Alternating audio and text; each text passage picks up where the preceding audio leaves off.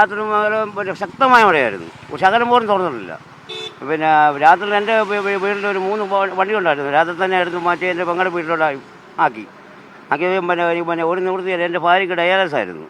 ഞാൻ പിന്നെ എൻ്റെ വണ്ടി കൊണ്ട് പിന്നെ വെളുപ്പിന് വീട്ടിൽ പോരുമ്പോൾ എനിക്ക് പിന്നെ ബുദ്ധിമുട്ടായിരുന്നു. രാത്രി ഉപവാസന തീർന്നിട്ട് അവിടെ പിന്നെ ഞാൻ മേനാന്തോട് നിന്നില്ല വർക്കടത്തോട് കറങ്ങി വന്നിട്ട് പല സ്ഥലത്തും എനിക്ക് ബുദ്ധിമുട്ടായിപ്പോയി. അപ്പോഴും ഞാൻ ധൈര്യം തീർന്ന് ഞാൻ പോരുമായിരുന്നു. താലൂക്ക് ആശുപത്രിയിൽ ആക്കാനുണ്ടായി. ബാക്കിയോട്ട് ഞാൻ വരുവാ, വണ്ടി അവിടെ ഒതുക്കി. അപ്പോൾ ഡയാലിസിസ് നടക്കട്ടെ, ബാക്കി കാര്യമൊന്നും നടക്കാൻ പറ്റത്തില്ലല്ലോ. അപ്പോൾ അതുകൊണ്ട് പിന്നെ രാത്രി ഭയങ്കരമായ മഴ. ഇന്നലെ രാത്രി പിന്നെ ഒരു 10 മണിയായപ്പോൾ പഴകുളം മധു വിളിച്ച് പറഞ്ഞായിരുന്നു എല്ലാവരും ജാഗ്രത പാലിച്ചു, രാത്രി തന്നെ വെള്ളം പൊങ്ങും. പിന്നെ അവിടെ നിന്ന് വിളിച്ച് പറഞ്ഞു. എൻ്റെ ഒരു ജ്യേഷ്ഠൻ്റെ മോനുണ്ട് ഇസ്രായേലിൽ, അവൻ വിളിച്ച് പറഞ്ഞു രാത്രി തന്നെ വെള്ളം പൊങ്ങും, വണ്ടിയെല്ലാം മാറ്റിക്കോളാൻ പറഞ്ഞു. അങ്ങനെ ഞാൻ പിന്നെ രാത്രി മാറ്റി നേരം എടുത്ത് കഴിയുമ്പോൾ വെള്ളം പൊങ്ങി. അപ്പം ഞാനിപ്പോൾ എൻ്റെ പെങ്ങളുടെ വീടിന് പഠിക്കാൻ വന്നപ്പോൾ ഇത്രയും വെള്ളമായി. ഞാൻ പിന്നെ വേറെ ഷോട്ട് കയറി ഞാൻ പോരുമായിരുന്നു. അപ്പോൾ അരക്കപ്പം വെള്ളം കയറി വീട് ഇത്രയായി. ഇപ്പം നമ്മുടെ റാന്നി ആർടി ഓഫീസിൻ്റെ വലത്തുവശത്തോട് റോഡെ പോയി ഇപ്പോൾ നോക്കി കഴിഞ്ഞാൽ ഇത്രയും വെള്ളമായി.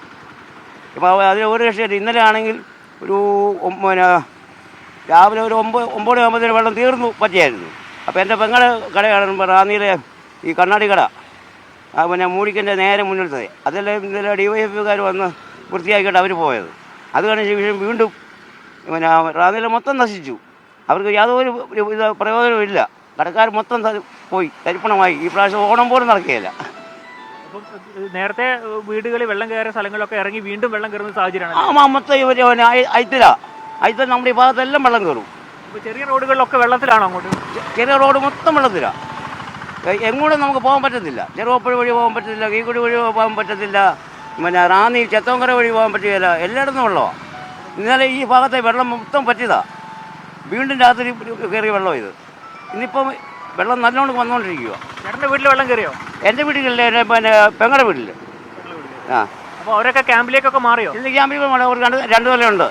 അവരുടെയാണ് കാണുന്നത്. ബാറ്റിക്കട, റാന്നി പോത്തൻസ്, അങ്ങേപ്പുറത്തെ റോസ് ഒപ്റ്റിക്കൽസ്, അവിടെ ആദ്യം വെള്ളം കയറുന്നത് ജംഗ്ഷനിൽ, മൂഴിക്കൻ്റെ ജംഗ്ഷനിൽ. അപ്പോൾ ഇനി വെള്ളം കൂടുന്നു പറയുന്നു.